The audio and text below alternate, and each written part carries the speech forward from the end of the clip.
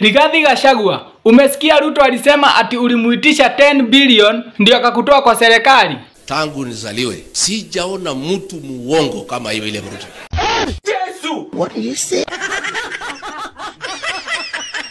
Bado alituambia ati ulisema utamfanya akue one term president.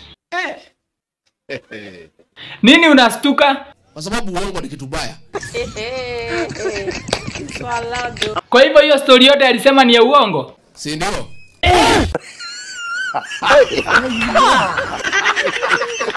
Na kuna hii story alisema ati alikutetea mara ya kwanza na ya pili usitolewe kwa serikali. Ni ukweli ama ni uongo?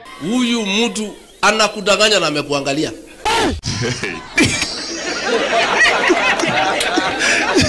By the way, hiyo story imesomwa hata kwa news. Kwani wewe usikizagi news? Mimi ni mtu ya kusikiza ground. Yeye usikiza ground. Mimi